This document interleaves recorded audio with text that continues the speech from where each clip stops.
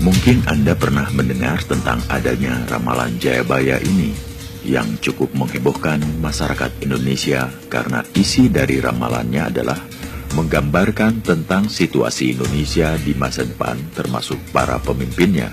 Ramalan Jayabaya atau sering disebut Jangka Jayabaya adalah ramalan dalam tradisi Jawa yang salah satunya dipercaya ditulis oleh Jayabaya, Raja Kerajaan Kediri. Ramalan ini dikenal pada khususnya di kalangan masyarakat Jawa yang dilestarikan secara turun-menurun oleh para pujangga. Asal-usul utama serat ramalan Jayabaya dapat dipelajari pada kitab Musasar yang digubah oleh Sunan Giri Prapen.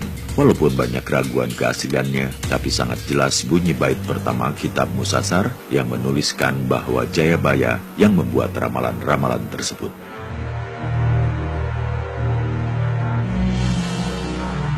Inilah ramalan Jayabaya. Kelak jika sudah ada kereta tanpa kuda, Pulau Jawa berkalung besi. Perahu berjalan di angkasa, sungai kehilangan mata air, pasar kehilangan suara. Itulah pertanda zaman Jayabaya telah mendekat. Bumi semakin lama semakin mengerut, sejengkal tanah dikenai pajak. Kuda suka makan sambal, orang perempuan berpakaian lelaki. Itu pertanda orang akan mengalami zaman berbolak-balik. Banyak janji tidak ditepati, banyak orang berani melanggar sumpah sendiri. Orang-orang saling lempar kesalahan. Tak peduli akan hukum yang widi, yang jahat dijunjung-junjung, yang suci justru dibenci. Banyak orang hanya mementingkan uang, lupa jati kemanusiaan, lupa hikmah kebaikan, lupa sanak, lupa saudara. Banyak ayah lupa anak, banyak anak berani melawan ibu, menantang ayah. Saudara dan saudara saling hianat, keluarga saling curiga, kawan menjadi lawan. Banyak orang lupa asal-usul, hukuman raja tidak adil. Banyak pejabat jahat dan ganjil, banyak ulah tabiat ganjil. Orang yang baik justru tersisih. Banyak orang kerja halal justru merasa malu, lebih mengutamakan menipu, malas untuk bekerja. Inginnya hidup mewah, melepas nafsu angkara murka, memupuk durhaka. Orang yang benar termangu-mangu, orang yang salah gembira ria. Orang yang baik ditolak ditampik dipimpong. Orang yang jahat naik pangkat. Orang yang mulia dilecehkan. Orang yang jahat dipuji-puji. Perempuan hilang malu, laki-laki hilang jiwa kepemimpinan. Banyak laki-laki tak mau beristri, banyak perempuan ingkar pada suami, banyak ibu menjual anak, banyak perempuan menjual diri. Banyak orang gonta-ganti pasangan, perempuan menunggang kuda, laki-laki naik tandu, 2 janda harga seuang, 5 perawan, 5 picis. Duda pincang laku 9 uang. Banyak orang berdagang ilmu, banyak orang mengaku diri, di luar putih, di dalam jingga, mengaku suci, tapi palsu belaka. Banyak tipu, banyak muslihat. Banyak hujan salah musim, banyak perawan tua, banyak janda melahirkan bayi, banyak anak lahir mencari bapaknya, agama banyak ditentang, peri kemanusiaan semakin hilang. Rumah suci dijauhi, rumah maksiat makin dipuja, perempuan lacur di mana-mana, banyak kutukan, banyak pengkhianat, anak makan bapak, saudara makan saudara. Kawan menjadi lawan, guru dimusuhi, tetangga saling curiga, angkara murka semakin menjadi-jadi. Barang siapa tahu terkena beban, sedang yang tidak tahu disalahkan. Kelak jika terjadi perang, datang dari timur, barat, selatan, dan utara. Banyak orang baik makin sengsara, sedang yang jahat makin bahagia. Ketika itu, burung gagak dibilang bangau, orang salah dipandang benar. Pengkhianat nikmat, durjana semakin sempurna, orang jahat naik pangkat, orang yang lugu dibelenggu, orang yang mulia dipenjara, yang curang berkuasa, yang jujur sengsara. Pedagang banyak yang tenggelam, penjudi banyak merajalela, banyak barang haram, banyak anak haram, perempuan melamar laki-laki, laki-laki memperhina derajat sendiri. Banyak barang terbuang-buang, banyak orang lapar dan telanjang, pembeli membujuk penjual.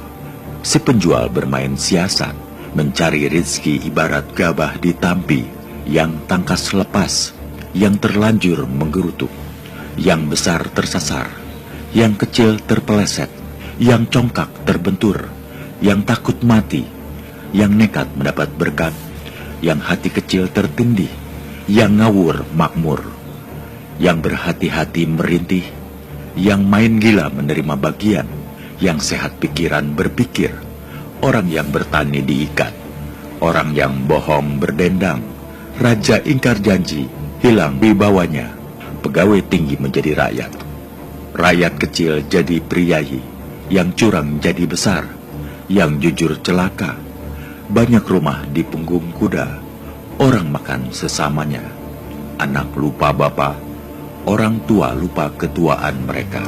Jualan pedagang semakin laris, namun harta mereka makin habis. Banyak orang mati lapar di samping makanan. Banyak orang yang berharta tani hidup sengsara. Yang gila bisa bersolek, si bengkok membangun mahligai. Yang waras dan adil hidup merana dan tersisih. Terjadi perang di dalam, terjadi karena para pembesar banyak salah paham.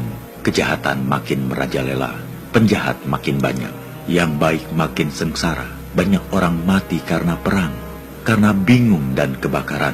Si benar makin tertegun, si salah makin sorak-sore. Banyak harta hilang entah kemana, banyak pangkat dan derajat lenyap entah mengapa. Banyak barang haram, banyak anak haram. Beruntunglah si lupa, beruntunglah si sadar. Tapi betapapun beruntung si lupa, masih lebih beruntung si waspada. Angkara murka semakin menjadi, di sana sini makin bingung. Pedagang banyak rintangan, banyak buruh melawan majikan. Majikan menjadi umpan, yang bersuara tinggi mendapat pengaruh. Si pandai direcoki, si jahat dimanjakan. Orang yang mengerti makan hati. Harta benda menjadi penyakit, pangkat menjadi pemukau. Yang sewenang-wenang merasa menang, yang mengalah merasa serba salah. Ada raja berasa orang beriman rendah, maha menterinya benggol judi.